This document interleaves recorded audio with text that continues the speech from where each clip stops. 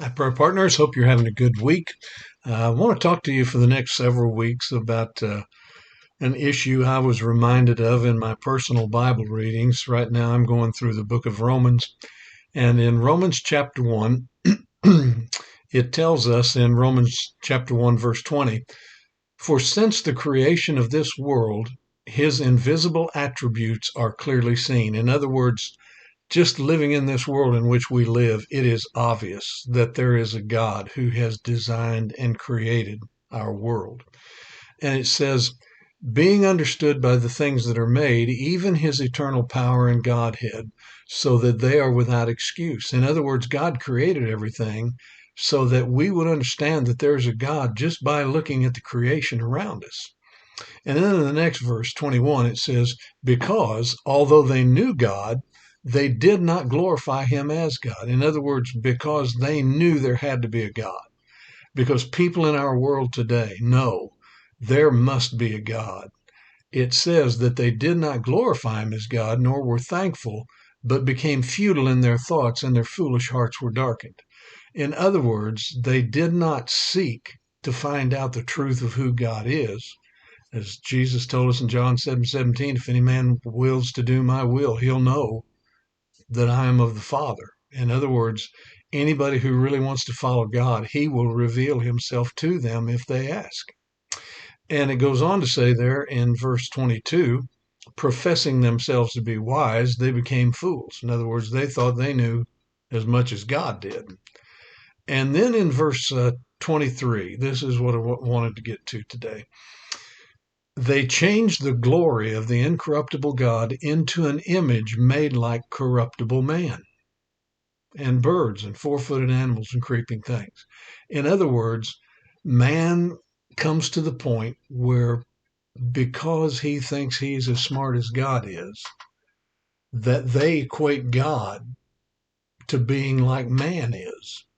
And they deal with God as though God were man, with human characteristics, with human emotions, with human thoughts, all the things that a man would do if man were God. But in Numbers 23:19, it tells us God is not a man. Now, I understand that Jesus became man. He put on the flesh of a man and dwelt among us on this earth. But God was not a man who became a God. You see, that's what Joseph Smith, founder of the Mormons, believe. They believe that, matter of fact, Joseph Smith said in one of his writings, as we are, God once was, for as God is, we will become. In other words, they believe God was a man who became a God, and they believe if you live a righteous life and you're sealed in the temple and you wear the holy garments and all those kind of things, that when you die, you become a God of your own universe. Now, ladies, that doesn't apply to you. That's just to the men.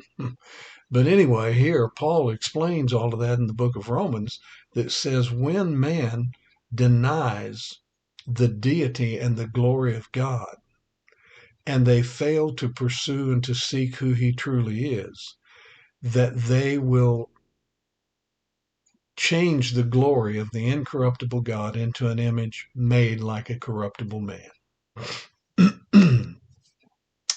I had a friend one time. His name was Vernon Scott, and I affectionately came to know him as Scotty. And when I first met Scotty, he was 95 years old. We had a mutual friend who was in the hospital having surgery, and we found ourselves sitting in the waiting room, surgical waiting room, for 3 or 4 hours. And so while we were sitting there talking, I just looked at him and asked him, I said, Scotty, you go to church anywhere? You believe in religious things? Where are things spiritually in your life? And he looked at me and just kind of hung his head, and he said, if you knew the real me, if you knew the things I've done in the past, if you would know how wicked I've been and all the bad decisions I've made, you wouldn't even bother to ask me that question. And that was as far as that conversation went. He just didn't want to talk about it anymore.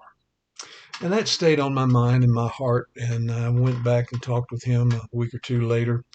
And I just asked him again. I said, Scotty, in our last conversation, you mentioned that you um, really didn't want to talk about God, but there are some things about God I'd really like to share with you. And he said, I told you, if you knew the real me and all the mistakes I've made, you wouldn't even bother to ask me those questions. And I said, why is that? And he said, because if there's a God, there's no way he could ever forgive me for the things I've done.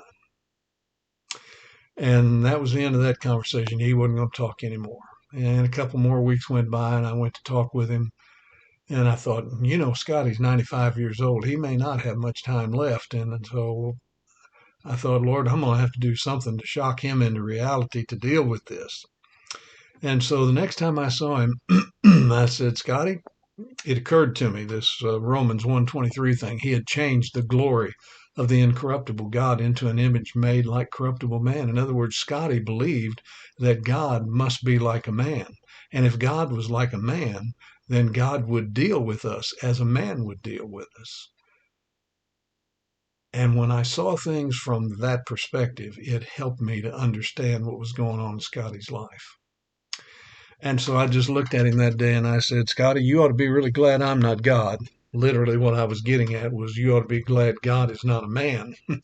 But I told him that day, I said, you ought to be glad I'm not God, because I don't love like God does. He looked at me kind of strange, and I said, the Bible tells us in 1 John chapter 4, verses 7 through 8, Beloved, let us love one another, for God is love. And everyone that loves is born of God and knows God. He that loves not knows not God, for God is love.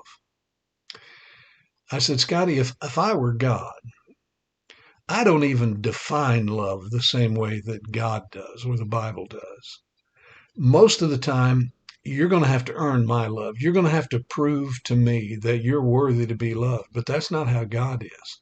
God looked down on this evil planet, and he knew there were none righteous. There were none who were worthy. There were none who deserved forgiveness.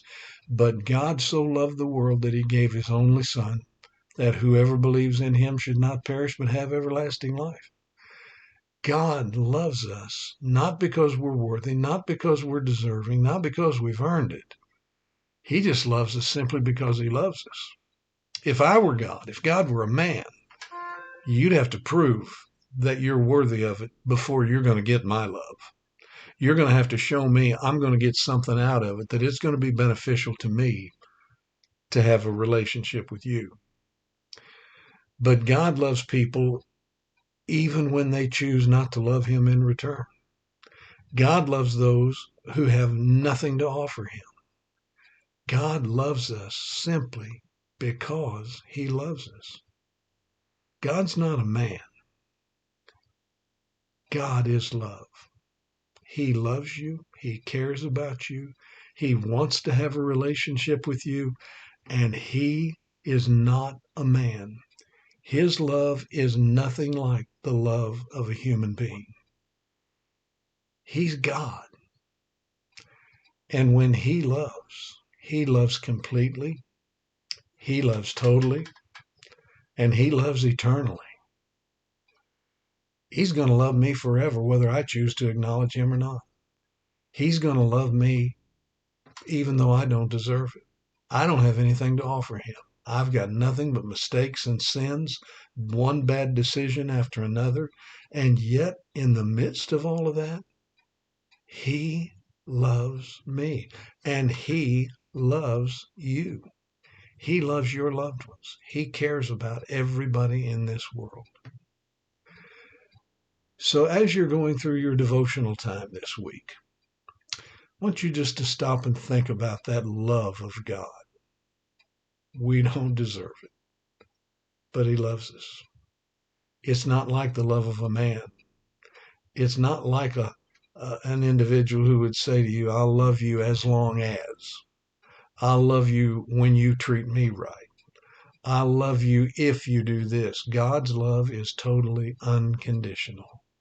He loves because he is love. So next week, we're going to look at the next aspect of the fact that God is not a man, and you ought to be really glad he is God and not a man. God bless. Have a great week. Bye-bye.